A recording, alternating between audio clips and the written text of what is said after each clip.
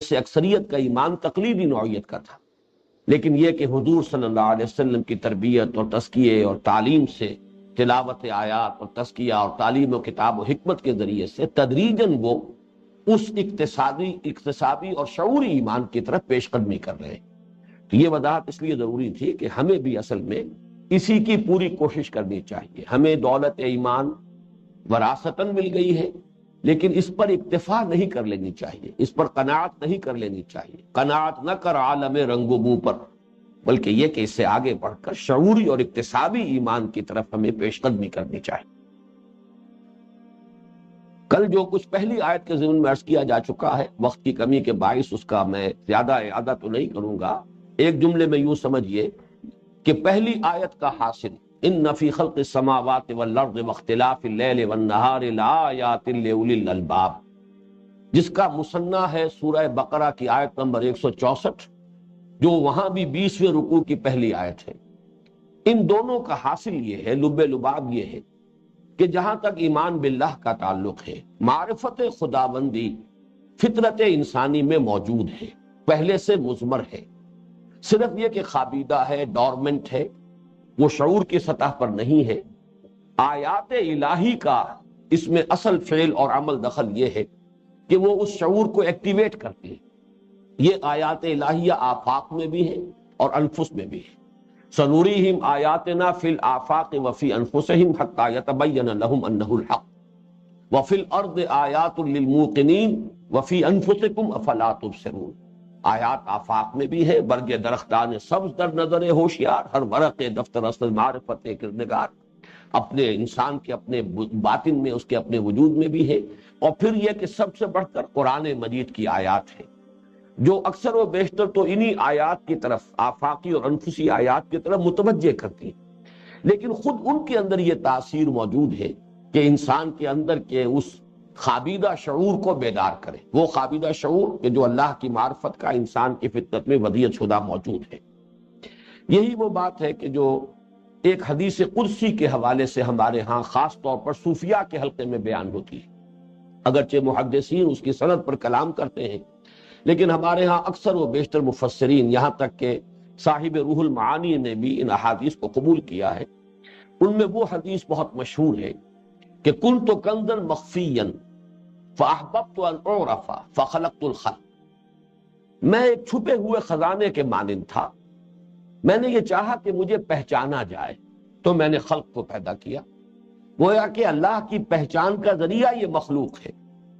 اس حقیقت ازلی نے، اس حقیقت مطلقہ نے اس خلق کا، اس تخلیق کا یہ پورا سلسلہ اسی لیے پیدا فرمایا کہ اس سے اس کی ذات کا، اس کی صفات کا ظہور ہو سکے۔ گویا کہ اس ذات نے اپنے اوپر اس تخلیق کا پردہ ڈال دیا ہے۔ اسی لیے اصغر گونڈوی کا ایک بہت پیارا شعر ہے کہ ردائے لالہ و گل پردہ ماہ و انجم، جہاں جہاں وہ چھپے ہیں عجیب عالم ہے۔ گویا کہ یہ سب جو کائنات پھیلی ہوئی ہے، اسی کے پردے میں ذات باری مخفی ہے، اللہ نے اپنے آپ کو اس میں چھپا لیا ہے۔ لیکن یہ چھپانا جو ہے، اس کی نوعیت کیا ہے، اس کے لیے مجھے یاد آئے الفاظ کے جو امام رازی نے لکھے ہیں کسی مقام پر اپنی تفسیر میں۔ ہو سکتا ہے کوئی لفظی اس میں فرق ہو جائے میرے بیان کرنے میں، لیکن یہ کہ یہ مضمون میں پورے یقین کے ساتھ کہہ رہا ہوں کہ امام رازی نے اس کو بیان کیا ہے۔ فَسُبْحَانَ الَّذِي اخْتَفَىٰ بِنُورِهِ وَاحْتَجَبَ لِشِدَّةِ ظُهُورِهِ، پاک ہے وہ ذات جو اپنے نور میں مخفی ہو گیا ہے اور اپنے شدت ظہور کی وجہ سے چھپ گیا ہے۔ شدت ظہور کی ایک مثال یہ ہے کہ سورج ہے، سورج جب ابھی طلوع ہو رہا ہو یا غروب ہو رہا ہو تو اس کی کرنیں براہ راست آپ کی آنکھوں پر نہیں پڑ رہی ہوتی ہیں، آپ اس کا مشاہدہ بالواسطہ کرتے ہیں، لہذا کچھ نہ کچھ اندازہ ہو جاتا ہے، اس کی جو لیمیٹیشن ہے، اس کا گول دائرہ، وہ ایک ٹکیا جو ہے نظر آتی ہے۔ لیکن جب اس کی کرنیں براہ راست ہماری آنکھوں پر پڑتی ہیں تو ہماری بینائی اس کی تاب نہیں لا سکتی، آنکھیں چکا چوندھ ہو جاتی۔ یہ نہیں کہ سورج جو ہے وہ کسی خفا کے پردے میں ہے، بلکہ وہ تو اپنے شدت ظہور کی وجہ سے ہم سے اوجھل ہو گیا کہ ہم نہیں دیکھ پا رہے۔ تو اللہ تعالیٰ کی آیات کا یہ معاملہ ہے۔ بہرحال یہ مضمون ہے جو قرآن مجید میں بڑی وضاحت کے ساتھ اور مختلف پیرایوں میں یہ آیا ہے تمام مکی صورتوں میں۔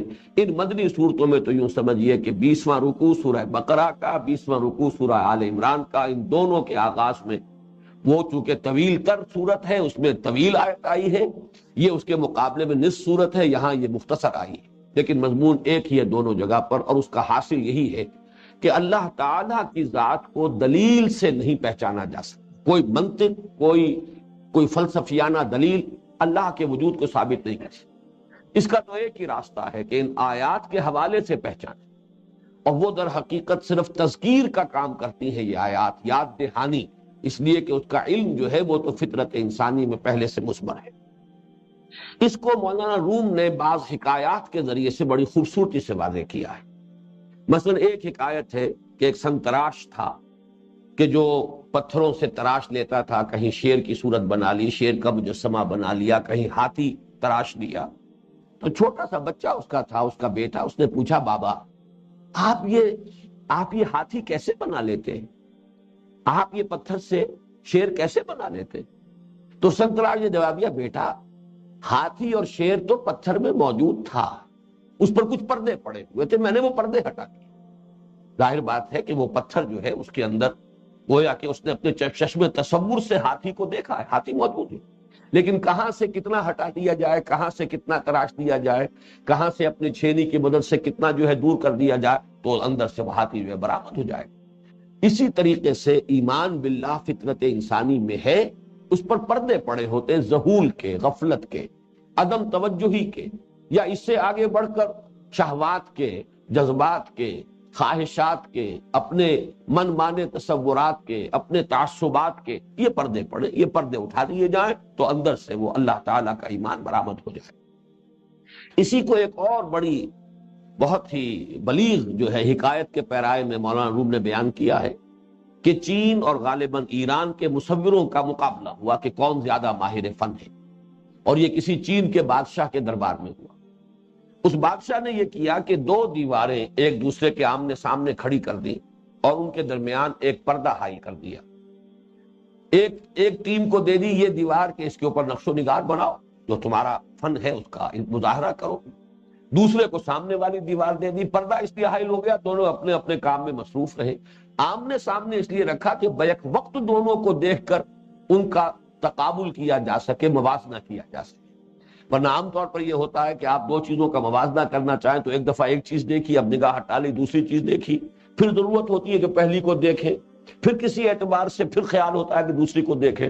اصل موازنہ ہوتا ہے جبکہ دونوں چیزیں بیک وقت سامنے۔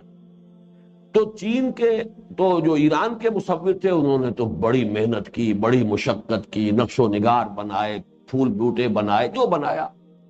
اور جو چین کے مصور تھے انہوں نے صرف یہ کیا کہ اپنی دیوار کو سیکل کر دیا۔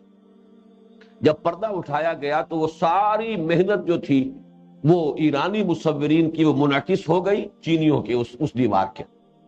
یہ ہے گویا کہ مثال، اگر انسان صرف اپنے قلب کو سیکل کر لے تو معرفت خداوندی جو ہے پورے طور سے اس میں منعکس ہو جائے۔ اس کے علاوہ اسے کسی استدلال کی ضرورت نہیں۔ اس کے لیے جس کو میں نے کل کہا تھا جو ڈسکرسیو نالج ہے، دلیل اور استدلال اور استنباط اور استنتاج سے، منطق سے انسان پہنچے، کوئی ضرورت نہیں۔ قلب کو سیکل کر لیجئے، پردے اٹھا دیجئے، وہ تو موجود ہے، منعکس ہو جائے گا وہ معرفت خداوندی کا معاملہ۔ آخری بات اس ضمن میں جو عرض کروں گا وہ یہ ہے کہ اس معرفت رب کا اور ایمان باللہ کا جو نتیجہ نکلنا چاہیے وہ اس مقام پر تو آگے چل کر آئے گا اور وہاں کچھ اور رنگ اس کا ہے، لیکن اس کا ایک رنگ وہ ہے جو سورہ بقرہ میں سامنے آیا ہے، اور اس پہلی آیت کا درس مکمل نہیں ہوگا جب تک کہ اس کی طرف بھی توجہ مبذول نہ کرا دی جائے۔ سورہ بقرہ کے 20ویں رکوع کی دوسری آیت نمبر 165، اس میں واضح کیا گیا ہے کہ اس ایمان باللہ کا نتیجہ یہ ہونا چاہیے کہ اللہ تعالی محبوب ترین ہستی ہو جائے بندہ مومن کے نزدیک۔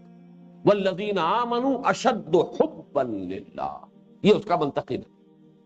یہ گویا کہ ایک پیمانہ ہے، ایک کسوٹی ہے جس پر کہ انسان اپنے آپ کو پرکھ سکتا ہے کہ وہ صحیح معرفت حاصل ہوئی یا نہیں ہوئی، ایمان فی الواقع دل میں ہے یا نہیں ہے۔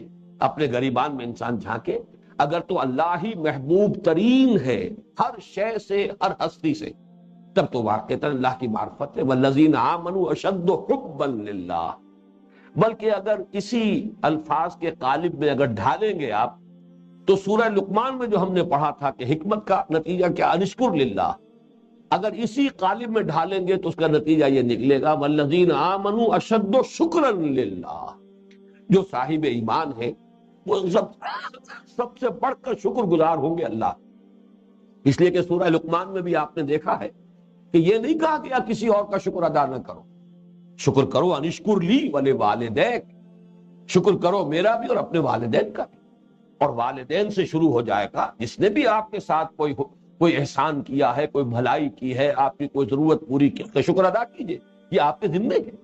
تو معلوم ہوا کہ در حقیقت ایمان کا تقاضا یہ کہ سب سے زیادہ شکر انسان میں اللہ کا، والذین آمنوا اشد شکرا للہ، یہ گویا کہ اسی مضمون کو کہ جو سورہ لقمان میں آیا ہے اگر اس آیت کے قالب میں ڈھالا جائے تو یہ بنے گا۔ لیکن یہ کہ سورہ بقرہ کی آیت والذین آمنوا اشد حبا للہ، اللہ تعالی ہمیں اس درجے کا ایمان باللہ عطا فرمائے۔ اب آگے آئیے، اس رکوع کی جو دو آیات اور ہیں، دوسری اور تیسری، جن کے بارے میں عرض کر چکا ہوں گزشتہ نشست میں کہ ان کا تعلق ہے ایمان بالآخرت کے ساتھ، اور ان میں امتزاج ہے منطق کا بھی اور فطرت کا بھی۔ اسی لیے یہاں اب آپ دیکھیں گے کہ یہاں ذکر اور فکر کے دو الفاظ آ رہے ہیں، اور اس موضوع پر یہ قرآن مجید کا ضربہ سلام ہے، بہت اہم مقام ہے۔ ارشاد ہوتا ہے الذین یذکرون اللہ قیاما وقعودا وعلی جنوبہم ویتفکرون فی خلق السماوات والارض ربنا ما خلقت ھذا باطلا سبحانک فقنا عذاب النار۔ یہاں ایک خیال تو یہ ہو سکتا ہے کہ یہاں الذین جو ہے وہ سابقہ آیت ہی میں جو آخری الفاظ آئے ہیں لِأُولِي الْأَلْبَابِ، اسی کی وضاحت کے لیے ہے، ان ہوش مندوں کے لیے نشانیاں ہیں آسمان اور زمین کی تخلیق میں اور رات اور دن کے الٹ پھیر میں، کہ جو دن رات صبح و شام ہر حال میں اللہ کا ذکر کرتے اور تفکر کرتے۔ لیکن یہ کہ ایک دوسری رائے جو میرے نزدیک راجح ہے وہ یہ ہے، وہ آیت مکمل ہو چکی ہے، اس میں ایمان باللہ کا مضمون مکمل ہو چکا ہے، وہ خود مکتفی ہے، اور اس کے لیے دلیل سورہ بقرہ کی آیت نمبر 164۔ الذین سے بالکل نیا مضمون شروع ہو رہا ہے۔ یہ الذین جو ہے سابق آیت کے ساتھ جوڑ نہیں رہا، بلکہ یہ در حقیقت مبتدا بن رہا ہے اگلی خبر کے۔ اور اس میں اگر کوئی یہ خیال ہو یا دن میں یہ وسوسہ آئے کہ اس طریقے سے یہ اچھا اسلوب نہیں ہے کسی جملے کا الذین سے شروع ہونا اس میں موصولہ سے، تو میں صرف ان کی وضاحت کے لیے عرض کر دوں گا، ان کے اطمینان کے لیے، کہ نہ صرف یہ کہ قرآن مجید میں بہت سے آیات میں استیناف جو ہے اس اسم موصولہ سے ہوتا ہے، بلکہ ایک مثال تو بہت ہی روشن ہے کہ ایک پوری سورت کا آغاز اسی لفظ سے ہوا ہے۔ سورہ محمد صلی اللہ علیہ وسلم، اس کا آغاز ہے الذین کفروا وصدوا عن سبیل اللہ اضل اعمالا، وہ لوگ کہ جنہوں نے کفر کی روش اختیار کی اور جو خود بھی رکے اور دوسروں کو بھی روکتے رہے اللہ کے راستے سے، اللہ تعالیٰ نے ان کی ساری سعی و جہد کو اکارت کر دیا، ان کے تمام اعمال حق۔ تو گویا کہ الذین سے یہاں ایک پوری سورت شروع ہو رہی ہے، تو یہاں پر اس آیت کے یہاں سے استیناف یا اس کے آغاز میں کوئی حرج نہیں۔ الذین یذکرون اللہ قیاما وقعودا وعلی جنوبہم، وہ لوگ کہ جو یاد رکھتے ہیں اللہ کو کھڑے ہوئے بھی، بیٹھے ہوئے بھی، اور اپنے پہلوؤں کے بل لیٹے ہوئے بھی۔ یہ تین ہی در حقیقت کیفیتیں انسان کی ہیں، یا وہ کھڑا ہوتا ہے چل رہا ہے تب بھی وہ کھڑے پوسچر میں ہے، سٹینڈنگ پوسچر میں ہے، وہ بیٹھا ہوا ہے یا پھر لیٹا ہے، اور لیٹنے میں عام طور پر انسان کا معاملہ یہی ہوتا ہے کہ کروٹ کے بل لیٹتا ہے۔ اور اس میں بلکہ امام راضی نے تو بڑی بحث کی ہے کہ یہی افضل بھی ہے، یہی چونکہ حضور سے بھی ثابت ہے کہ آپ جب سوتے تھے تو آپ اپنی داہنی کروٹ کے بل سوتے تھے، اور اپنا دایاں بازو جو ہے وہ اپنی ہتھیلی جو ہے وہ اپنے گال کے نیچے رکھ لیتے تھے۔ یہ آپ کے سونے کا انداز ہے، اور مسنون انداز یہی ہے، اس کو اختیار کرنا چاہیے۔ تو کروٹ کے بل سونا یہ فطری بھی ہے، اور گویا کہ ہمارے لیے تو مسنون ہے ہونے کے اعتبار سے اس کی اپنی اہمیت ہے۔ تو یہ کروٹ، جنوب جنب کہتے ہیں اس پہلو کو، پہلوؤں کے بل یعنی لیٹے ہوئے، اور اس سے مراد کیا؟ ہر حال میں۔ اسی کو کہتے ہیں اصطلاح میں دوام ذکر، اللہ کی یاد سے دل غافل نہ ہو، ہر وقت انسان جو ہے اللہ کو یاد رکھے، کوئی بھی کام کر رہا ہو، جیسے کہ پنجابی میں آپ کہتے ہیں کہ ہتھ کارول دل یارول، انسان کا قلب غافل نہ ہونے پائے۔ اور ذکر کیا ہے یہ بھی سمجھ لیجئے، ذکر کی تعریف کیا ہے، ڈیفینیشن کیا ہے؟ استحضار اللہ فی القلب، استحضار باب استفعال ہے، اللہ کو دل میں حاضر رکھنا، دل میں استحضار اللہ فی القلب، حاضر رکھنا، حاضر کر لینا اللہ کو دل میں خیال رہے۔ یہ ضروری نہیں کہ زبان بھی حرکت کر رہی ہو، جس کو آپ ذکر خفی کہتے ہیں اس میں زبان جو ہے وہ حرکت نہیں کرتی، ذکر خفی ہے، ذکر جلی ہے، ذکر نفسی ہے، یہ تمام اس کی مختلف جو قسمیں ہیں، لیکن یہاں ذہن میں رکھیے کہ اس سے مراد کیا؟ استحضار اللہ فی القلب، اللہ کو دل میں موجود رکھنا، اسے حاضر رکھنا، اور یہ ہر حال میں دوام ذکر۔ اور وَيَتَفَكَّرُونَ فِي خَلْقِ السَّمَاوَاتِ وَالْأَرْضِ، اور تفکر کرتے ہیں، غور و فکر کرتے ہیں آسمانوں اور زمین کی تخلیق میں۔ یہاں میں چاہتا ہوں کہ ان دونوں الفاظ کے حوالے سے فکر کسے کہتے ہیں؟ منطقی ڈیفینیشن اس کی ہے استحضار المعرفتین لحصول معرفت اخرى۔ دو چیزیں آپ کو معلوم ہیں، ان دونوں کو بے وقت نگاہ کے سامنے لائیے، انہی کو منطق میں کہتے ہیں صغرا کبرا۔ ان دونوں کو سامنے رکھ کر ایک تیسری معرفت حاصل کرنا، اس سے کوئی نتیجہ برآمد کرنا، یہ ہے در حقیقت، اس کو ہم فکر کہتے ہیں۔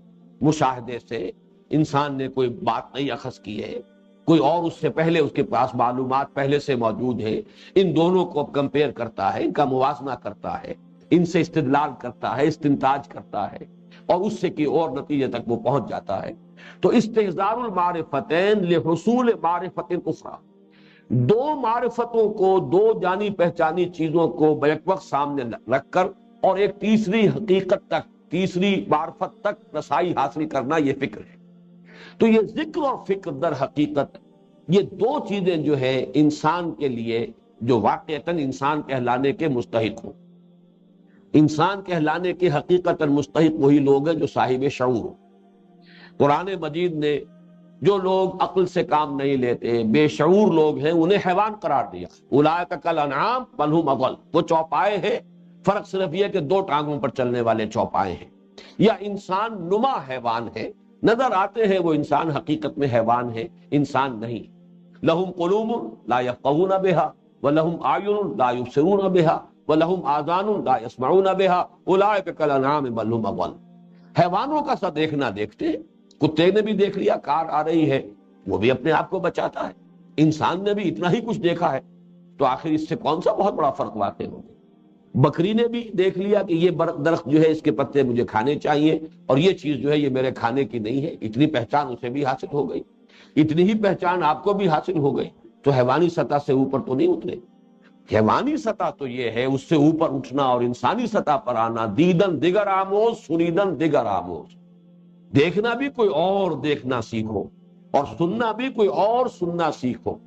اہل نظر ذوق نظر خوب ہے، لیکن جو شے کی حقیقت کو نہ دیکھے وہ نظر کیا؟ انسان گہرائی میں جائے، اس کے پس پردہ جو حقیقت چھپی ہوئی ہے اس کو تلاش کرے، اس کو سمجھنے کی کوشش کرے۔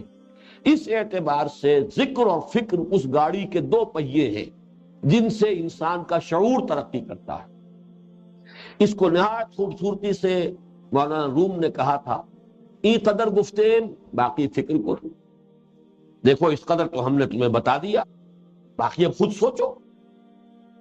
فکر اگر جامد موت رو ذکر کر، اگر فکر کہیں رک جائے، آگے نہیں بڑھ رہا، تو جاؤ ذکر کرو۔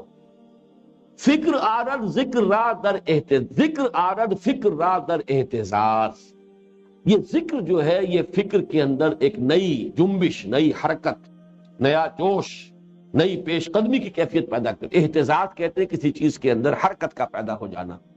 زمین مردہ پڑی ہوئی تھی، اذا انزلنا علیہ الماء اہتزت وربت، جب ہم نے اس پر پانی برسا دیا، اب اس کے اندر سرسراہٹ پیدا ہوئی، اب اس کے اندر سے وہ روئیدگی جو ہے باہر نکلی، وہیں پر پھر اب حشرات الارض بھی نظر آئیں گے، وہیں پر اب چہچہانے لگیں گے پرندے بھی، گویا کہ ہر طرح سکون تھا اور جمود تھا، اور اب اس میں حرکت پیدا ہو گئی، تو اس کو اہتزاز کہتے ہیں۔ ذکر آرد فکر را در اہتزاز، ذکر را خورشید این افسردہ ساز، یہ ساز اگر افسردہ ہو جائے، خاموش ہو جائے، تو اثر نو اس کو اس موسیقی اور ان آوازوں کے برآمد کرنے کا ذریعہ جو ہے وہ ذکر ہوگا۔ تو یہ ذکر اور فکر کا یہ اختلاط، علامہ اقبال نے اس کو، واقعہ یہ کہ مضمون تو وہی ہے، اور الفضل للمتقدمی کے حوالے سے زیادہ فضیلت تو مولانا روم ہی کی ہوگی، ان سے یہ فکر مستعار لیا، یہ مضمون، یہ خیال، یہ تصور علامہ اقبال نے، لیکن پھر جس انداز میں بیان کیا ہے وہ مولانا روم سے بہت آگے ہے، اس میں کوئی شک نہیں کہ یہاں پیر ہندی جو ہے وہ مرید رومی سے بہت آگے بڑھ گیا ہے۔ اور یہ خاص طور پر ہماری اس تحریک کے اعتبار سے تو بہت ہی ذو معنی ہے، یہ بہت ہی حکمت سے بھرے ہوئے اشعار ہیں۔ جز بقرآن زیغمی روباہی است، قرآن کے بغیر اگر شعری بھی ہے تو وہ لومڑی پن ہی ہے، اس کے سوا کچھ نہیں۔ شعر بھی اصل میں قرآن کے بغیر، قرآن کے ساتھ ہی کوئی انسان شعر بن سکتا ہے۔ اسد اللہ، اللہ کا شعر بنے گا قرآن کے ذریعے، ورنہ تو یہ روباہی ہے، چالاکی تو آ جائے گی، ہوشیاری آ جائے گی، ورلڈلی وائز ہو جائے گا انسان، جس کو آپ دنیا کے اعتبار سے کہتے ہیں چالاک اور ہوشیار انسان، لیکن حقیقت میں وہ جو شے مطلوب ہے وہ پیدا نہیں ہوگی، وہ قرآن سے پیدا ہوگی۔ جزب قرآن زیغمی روباہی است، فقر قرآن اصل شاہنشاہی است، اصل شہنشاہی جو ہے وہ تو فقر قرآن سے حاصل ہوتی ہے۔ فقر قرآن، سلوک قرآن، قرآن کا تصوف کہیے، وہ کیا ہے؟ فقر قرآن اختلاط ذکر و فکر، یہ قرآن کا فقر جو ہے، اس کا جو سلوک ہے، اس کا جو تصوف ہے، یہ اختلاط ذکر و فکر سے وجود میں آتا ہے۔ ذکر بھی ہو، فکر بھی ہو، یہ دونوں چیزیں شامل ہوں گی تو جو مطلوبہ نتائج ہے، جو اسلام پیدا کرنا چاہتا ہے، جن تک قرآن انسان کو پہنچانا چاہتا ہے، ان تک رسائی حاصل ہوگی۔ فکر را کامل نہ دیدم جز میں ذکر، میں نے تو فکر کو کبھی بھی کمال تک پہنچتے نہیں دیکھا جب تک کہ ذکر ساتھ شامل نہ ہو۔ یہ ذکر و فکر جو ہے اس آیت کے حوالے سے دیکھیے، الذین یذکرون اللہ قیاما وقعودا وعلی جنوبہم، دوام ذکر، اور اس کے بعد وَيَتَفَكَّرُونَ فِي خَلْقِ السَّمَاوَاتِ وَالْأَرْضِ۔ اس وقت دنیا میں کیا ہو رہا ہے؟ یہ فکر، مشاہدہ، غور، سوچ، بچار، سائنس سب ہے، لیکن وہ ذکر والی آنکھ اندھی ہے، ایک آنکھ بہت کھلی ہوئی۔ یہی دجالیت ہے، یہی یک چشم معاملہ ہو چکا ہے کہ یہ ذکر سے انسان بیگانہ ہے۔ ہمارے ہاں کے دانشور قرآن مجید کا بھی اگر حوالہ دیں گے تو یہ نہیں ہے کہ قرآن پر کبھی غور و فکر کیا ہے، بلکہ وہ کہ ڈکشنریوں کے حوالے سے اور کہیں ریفرنس بکس کے حوالے سے کہیں الٹا سیدھا جو ہے قرآن کا حوالہ دے دیں گے، ورنہ یہ کہ اس ذکر کا خانہ ان کی زندگی میں ہے ہی نہیں، صرف دانش ہی دانش ہے۔ تو یہ دانش اور یہ فکر جو ہے بغیر اس ذکر کے، یہ تو پھر کسی ٹیڑھی سمت میں انسان کو لے جائے گی، یہ تو دجالیت کا ایک ذریعہ ہے، اس کا نتیجہ دجالیت ہے، جب تک کہ یہ دونوں چیزیں ساتھ نہ ہو، ذکر بھی ہو اور فکر بھی ہو۔ بدقسمتی سے دوسری انتہا بھی ہمارے ہاں، جو حلقے ذاکرین کے ہیں وہ فکر سے بالکل خالی ہے، وہاں سوچ بچار نہیں، وہ نہ یتفکرون فی خلق السماوات والارض، ادھر ان کا رخ ہی نہیں۔ یہ چیزیں انہوں نے چھوڑی ہوئی ہے کفار کے لیے، گویا کہ یہ کوئی سیکولر مضامین ہے، گویا کہ ان کا کوئی تعلق جو ہے دین سے نہیں ہے، جبکہ قرآن یہ کہتا ہے کہ کائنات کی ہر شے اللہ کی نشانی ہے۔ تو ہمارے لیے تو ایک اعتبار سے یہ پوری یہ کتاب فطرت جو ہے، در حقیقت یہ خود ایک قرآن ہے، یہ کتاب فطرت خود قرآن ہے ایک اعتبار سے، اور آیات قرآنیہ در حقیقت انہی کی طرف اشارے کر رہی ہیں۔ افلا ينظرون الى الابل كيف خلقت والى السماء كيف رفعت والى الجبال كيف نصبت والى الارض كيف سطحت۔ تو اس اعتبار سے یہ اختلاط ذکر و فکر نہایت ضروری ہے۔ جز بقرآن زیغمی روباہی است، فقر قرآن اصل شاہنشاہی است۔ فقر قرآن اختلاط ذکر و فکر، فکر را کامل ندیدم جز بے ذکر، جب تک ذکر ساتھ نہ ہو فکر کو میں نے کبھی کامل ہوتے نہیں دیکھا، کبھی بھی یہ فکر جو ہے صحیح نقطے تک اور صحیح نتیجے تک انسان کو نہیں پہنچائے گا۔ اب یہ تو ہوا ذکر و فکر کے ضمن میں اصولی گفتگو کا معاملہ، آگے بڑھیے یہاں اس سے مراد کیا؟ دیکھیے، کائنات کی گتھی کو سلجھانے میں اور حقائق تک رسائی حاصل کرنے میں پہلا قدم تو، جیسا کہ میں نے پہلے عرض کیا تھا، یہ سپونٹینیس ہے، یہ تو ان آیات الہی کے مشاہدے سے انسان کے قلب میں سے اللہ کی معرفت ابھر کر اس کے شعور کی سطح پر آئے گی اور ایمان باللہ کی شکل اختیار کر لے گی۔ اب جب یہ سرا ہاتھ میں آ گیا ہے، بڑا پیارا مصرع ہے، ڈور کو سلجھا رہے ہیں اور سرا ملتا نہیں. اگر کوئی الجھی ہوئی ڈور ہو اس کو سلجھانے کے لیے آپ کو پہلا کام کیا کرنا پڑتا؟ اس کا ایک سرا تو تلاش کیجیے، اور وہ سرا ہاتھ میں آ جائے اس کو ہاتھ سے مت جانے دیجیے، تب تو آپ ڈور کو آگے درجہ بدرجہ سلجھا لیں گے. لیکن پھر آپ نے وہ سرا ہاتھ سے چھوڑ دیا تو پھر دوبارہ آپ الجھ کر رہ گئے. تو جو الجھی ہوئی ڈور ہے اس کا سرا اگر ہاتھ میں آ گیا اسے مضبوطی سے تھامیے اور مزید سلجھانے کی کوشش کیجیے. اس کائنات کی الجھی ہوئی ڈور کا اصل سرا کیا ہے؟ ایمان باللہ. جب ایمان باللہ تک رسائی حاصل ہو گئی اب اسے مضبوطی سے تھام لیجیے. یہ ذہن سے اوجل نہ ہونے پائے، یہ آپ کے قلب سے جو ہے یہ غائب نہ ہونے پائے، یہ دوام ذکر ہو، استحضار اللہ فی القلب. اب مزید غور و فکر کیجئے، مزید سلجھائیے اس الجھی ہوئی ڈور کو. یہ ہے گویا کہ نقشہ جو کھینچا گیا، الذین یذکرون اللہ قیاما وقعودا وعلی جنوبہم.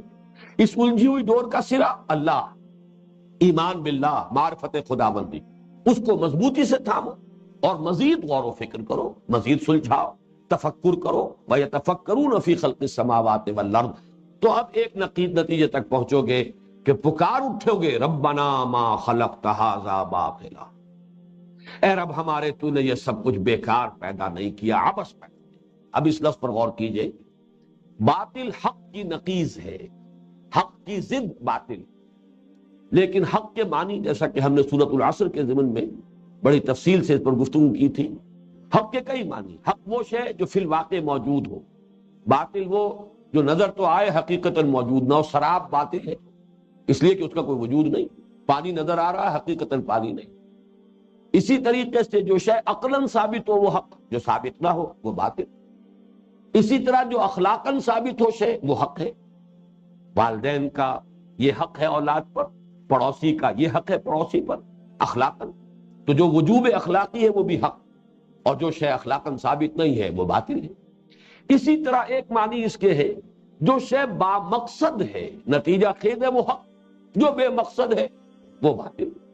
اور اس معنی میں اس کی جو وضاحت ہوئی ہے، جیسے کہ پہلی آیت کا مثنیٰ ہمیں سورہ بقرہ میں ملا، اسی طرح اس آیت کا مثنیٰ آپ کو ملے گا سورہ مومنون کے آخری حصے میں. افحسبتم انما خلقناکم عبثا وانکم الینا لا ترجعون. کیا تم نے یہ سمجھا تھا کہ ہم نے تمہیں بیکار پیدا کیا تھا، عبث پیدا کیا تھا، اور یہ کہ تم ہماری طرف لوٹائے نہ جاؤ گے؟ عبث کہتے ہیں بیکار کام، کار عبث، بیکار، بے مقصد. تو عبث کے معنی میں لفظ باطل یہاں آیا ہے، اے رب ہمارے تو نے یہ سب کچھ بیکار، بے مقصد پیدا نہیں کیا. یہ ہے گویا کہ فکر انسانی کی ایک اور چھلانگ کہ یہاں جو شے ہے با مقصد ہے. گھاس کا ایک تنکا بھی بے مقصد نہیں. یہ تو ہو سکتا ہے ہمارے علم کو ابھی تک رسائی نہ ہوئی ہو، کسی چیز کے مقصد کو ہم نہ سمجھ پائیں، لیکن جیسے جیسے ہمارا سائنس کا علم جو ہے بڑھ رہا ہے، محسوس ہو رہا ہے ہر شے کے اندر ایک حکمت پوشیدہ ہے. ہر چیز یہاں کسی نہ کسی مفید مقصد کو پورا کر رہی. حشرات الارض بھی یوں ہی نہیں ہے، اسی طریقے سے گھاس کا ایک تنکا بھی عبث نہیں ہے، کوئی شے عبث نہیں. ربنا ما خلقت ھذا باطلا. اے رب ہمارے، ہم نے جتنا غور کیا ہے ہمیں یہاں کوئی شے بے مقصد عبث نظر نہیں آئی، کوئی شے باطل نہیں ہے، ہر شے با مقصد ہے، نتیجہ خیز ہے. اب یہاں تو ہوا فکر کا معاملہ، اس پر اضافہ کیجئے جو اگرچہ تفصیل یہاں نہیں ہے لیکن اس تفصیل کو قرآن مجید کے دوسرے مقامات سے اگر ہم اس کا سورہ کبریٰ جمع کریں گے تو وہ یہ ہے کہ فطرت انسانی میں جو شے مضمر ہے، اور یہ بار بار ہمارے درس میں آ رہی ہے، درس ثالث سے شروع ہو کر سورہ لقمان کے دوسرے رکوع سے، فطرت انسانی میں نیکی اور بدی کا امتیاز اور فرق یہ ودیعت شدہ ہے. انسان جانتا ہے یہ شر ہے، یہ خیر ہے، یہ نیکی ہے، یہ بدی، بدی بدی ہے، نیکی نیکی ہے، خیر خیر ہے، شر شر ہے. اب ان دونوں چیزوں کو جوڑیے، فطرت کی شے کیا ہے؟ نیکی اور بدی کا امتیاز. عقل کیا کہہ رہی ہے؟ کوئی شے بے مقصد نہیں. تو سوال یہ ہے کہ اس نیکی اور بدی کا بھی تو نتیجہ نکلنا چاہیے. گندم از گندم بے رویت جو سے جو، گندم سے گندم پیدا ہوتی ہے، جو سے جو پیدا. تو اگر نیکی نیکی ہے اور یہ صرف ہمارا کوئی خود ساختہ خیال نہیں ہے، یہ واقعی ایک شے ہے، واقعی حقیقت ہے، تو اس کا نتیجہ خیر نکلنا چاہیے. اور اگر بدی بدی ہے، برائی ہے، حقیقتاً شر ہے، واقعتاً شر ہے، وہ بات نہیں ہے جسے آج کل ہم کہہ دیتے ہیں کہ nothing is good or bad. only thinking makes it so. یہ تو آج کل کا در حقیقت ملحدانہ طرز فکر جو ہے یہ اس کی تعبیر ہے.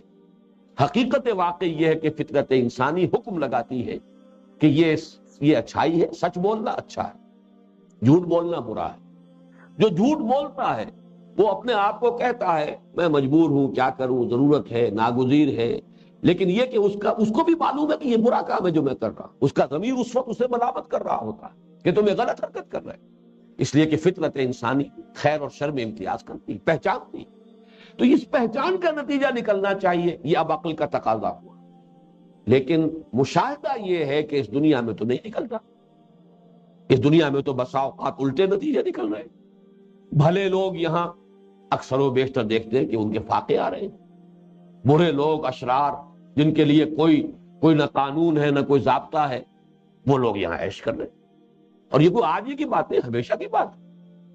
نوع انسانی کی تاریخ میں وہ لمحات اور وہ دور بڑے مختصر آئے ہیں جبکہ نیکی کا غلبہ رہا ہے. اکثر و بیشتر تو بدی کا غلبہ رہا ہے.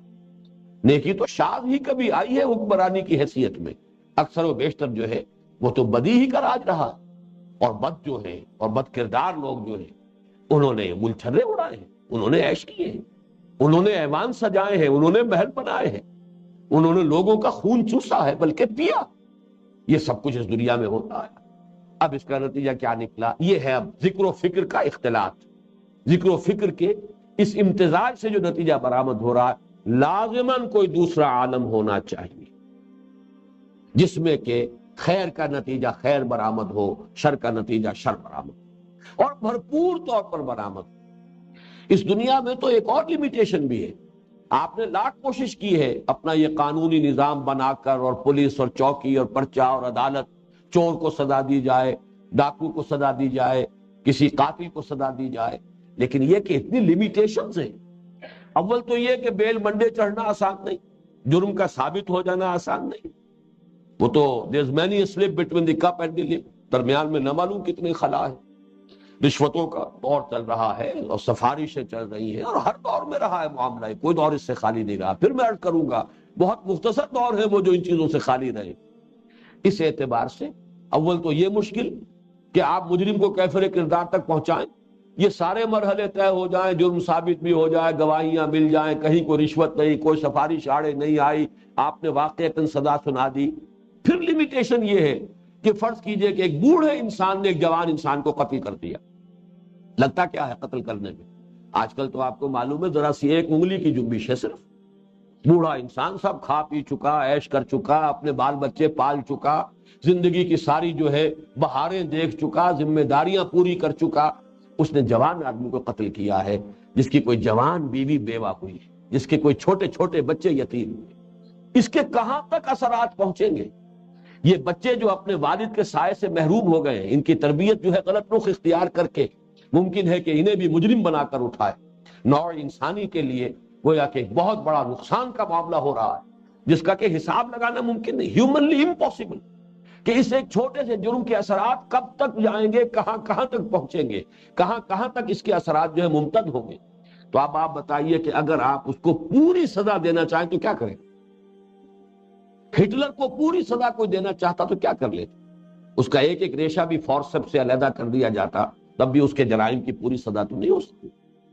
اور محمد الرسول اللہ صلی اللہ علیہ وسلم کو اگر پوری دنیا پورا بدلہ دینا چاہے تو کیا دے سکتی؟ ظاہر بات ہے یہ دنیا، اس کا پیمانہ بڑا محدود ہے. ایک ایسا عالم چاہیے جہاں کے پیمانے جدا ہوں، جہاں موت آ کر چھٹکارا نہ دلا دے، سزا ملے اور بھرپور ملے. یہ نہ ہو ثم لا يموت فيها ولا يحيى، ایسا نہ ہو کہ موت آئے اور چھٹی ہو جائے. موت آئی تو گویا کہ اس عذاب سے انسان کو رستگاری اور آزادی حاصل ہو گئی. وہ پیمانے جدا ہوں، وہاں کے قوانین جدا ہوں، وہاں کے نوامیس جدا ہوں، وہاں جو جسم دیا جائے اس کے بھی قوانین طبیعہ جدا ہوں، اس کی فزیولوجی جدا ہو. ایک عالم ہونا چاہیے تاکہ بھرپور بدلہ ملے. یہ ہے وہ نتیجہ اختلاط ذکر و فکر، ایمان باللہ سے ایمان بالآخرت تک کا سفر. ربنا ما خلقت هذا باطلا، اے رب ہمارے، تو نے یہ سب کچھ بیکار اور بے مقصد پیدا نہیں کیا. اور یہاں سے انہوں نے وہ سفر اختلاط ذکر و فکر کے ساتھ فقر قرآن کے ذریعے سے وہ طے کیا. سبحانک، اے رب ہمارے، تو پاک ہے اس سے، کار عبث کرنا یہ تو بچوں کا کام ہے، کھلندرے بچے ہوتے ہیں جو بیکار کام کرتے ہیں. تیری ذات بہت بلند و بالا ہے اس سے کہ تو کار عبث کرے، تو کوئی شے باطل تخلیق فرمائے. تیری ذات کے ساتھ اس کی کوئی مناسبت ہی نہیں. تو اعلیٰ ہے، عرفہ ہے، منزہ ہے اس سے. سبحانک، پاک ہے تیری ذات. فقنا عذاب النار. اب یہاں معاملہ آیا کہ چونکہ دوسرا عالم ہونا چاہیے، عالم آخرہ، اس میں جزا بھی ہو سزا بھی ہو، تو اصل میں اس میں زیادہ قابل حذر شے تو یہ ہے کہ سزا سے انسان بچ جائے. لہذا فوراً وہ کہتے ہیں فقنا عذاب النار، تو بچائیو اے رب ہمارے ہمیں اس آگ کے عذاب سے. یہ ہے ایمان باللہ سے ایمان بالآخرت تک کا سفر. یا نوٹ کر لیجئے، ہمارے اس منتخب نصاب کے چوتھے درس میں جنت کی نعمتوں کا تذکرہ آیا تھا. آگ کا عذاب اور جہنم کا ذکر پہلی مرتبہ آ رہا اس پورے منتخب نصاب میں. سورۃ العصر سے ہم چلے ہیں، پھر آیت البر، پھر سورہ لقمان کا دوسرا رکوع، پھر سورہ حمیم و سجدہ کی آیات، پھر سورہ فاتحہ. اب چھٹے درس میں آ کر یہاں جہنم کا اور آگ کا ذکر ہوا. فقنا عذاب النار ربنا انک من تدخل النار فقد اخزیتہ. اے رب ہمارے جسے تو نے آگ میں داخل کر دیا اسے تو رسوا کر، وہ تو گویا کہ ہمیشہ ہمیش کے لیے برباد ہو گیا. یہ آخری رسوائی، یہ جو ہے، یہ اصل میں یہ رسوائی جو ہے سب سے بڑی رسوائی، اس لیے کہ ذالک یوم التغابن، ہار اور جیت کے فیصلے کا دن تو وہ ہے جو اس روز ایکزونریٹ ہو گیا، بری ہو گیا. وہ ہے کہ جو در حقیقت نجات پا گیا، اور جو اس روز پکڑا گیا اور جہنم میں جھونک دیا گیا تو ابدی رسوائی جو ہے اس کا مقدر بن گئی. فقط اخزیتہ وما للظالمین من انصار. اب ایک خیال ہو سکتا ہے کہ جو مذاہب باطلہ نے پیدا کیا ہے، ایک چور دروازہ، کوئی بچانے والا، کوئی چھڑانے والا، کوئی سفارش کرنے والا، کوئی اتنا زوردار اور کوئی اتنا صاحب اختیار کہ جو اللہ کے اس عدل کے راستے میں رکاوٹ بن جائے، اللہ کے فیصلوں کو بدلنے کا سبب بن جائے، ذریعہ بن جائے. یہ ہے کہ جس کی نفی کر دی گئی. ظالموں کا کوئی مددگار نہیں. یہ بات آ چکی ہے سورہ فاتحہ میں، مالک یوم الدین. اور میں نے عرض کیا تھا کہ اس میں اصل زور مالک یوم الدین، مالک کے لفظ پر ہے. مختار مطلق جو ہے اس جزا و سزا کے دن کے فیصلے کا اللہ ہے. لمن الملک اليوم للہ الواحد القہار. وہاں تو آخری اختیار، آخری فیصلہ اللہ کے ہاتھ میں. اس کے عدل کے راہ میں کوئی رکاوٹ نہیں بن سکے گا. مرثی اپیل ہے لیکن وہ بھی کسی بنیاد پر ہے، وہ بھی اللہ تعالیٰ کی آخری اختیار کے تابع. شفاعت حقہ ہے، شفاعت باطلہ کی نفی ہے. کسی کے اندر اتنا زور نہیں ہے کہ وہ اپنی بات اللہ سے منوا لے. کسی کا یہ مقام نہیں ہے کہ جو عدل کی راہ میں رکاوٹ بن جائے. جیسے کہ سورہ بنی اسرائیل کے آخر میں فرمایا وَلَمْ يَكُنْ لَهُ وَلِيٌّ مِّنَ الظُّلْمِ. دنیا میں تمہارے ہاں تصور جو ہے دوستی کا وہ یہ ہے کہ دوست کی بات کبھی ناجائز بھی ماننی پڑتی ہے. دوستیاں انسان پالتا ہے کہ کبھی میرے کام آئے گا یہ میرا دوست، آج مجھے اس کی بات ماننی پڑ رہی ہے تو کبھی میں بھی اپنی بات اس سے منوا سکوں گا، کبھی مجھے اس کی ضرورت جو ہے پیش آ سکتی ہے، اس کی مدد کی، اس کے تعاون کی. اللہ تعالیٰ کے دوست ہیں لیکن اس وجہ سے نہیں کہ اللہ کو کوئی کمزوری لاحق ہے، کوئی ضعف لاحق ہے، کہ کوئی بیچارگی ہے جس میں اسے کسی کی مدد کی احتیاج ہو، جس کی بنا پر کہ وہ اس کی کوئی غلط بات بھی ماننے پر مجبور اپنے آپ کو پائے. معاذ اللہ ثم معاذ اللہ ثم معاذ اللہ. اس کے دوست ہیں لیکن کسی کمزوری کی بنا پر نہیں. جیسے کہ آخری آیت جو ہے، جیسے میں نے 12 عرض کیا ہے، وہ توحید کے بہت بڑے خزانوں میں سے خزانہ ہے. وَقُلِ الْحَمْدُ لِلَّهِ الَّذِي لَمْ يَتَّخِذْ وَلَدًا وَلَمْ يَكُنْ لَهُ شَرِيكٌ فِي الْمُلْكِ وَلَمْ يَكُنْ لَهُ وَلِيٌّ مِّنَ الذُّلِّ وَكَبِّرْهُ تَكْبِيرًا. تو یہاں پر بھی وہی بات فرمائی وَمَا لِلظَّالِمِينَ مِنْ أَنصَارٍ. اور ظلم کا اب آپ نوٹ کر لیجئے کہ یہاں پہ اس کا مفہوم کیا ہوگا اگر ہم اپنے درس ثالث کی طرف پھر رجوع کریں.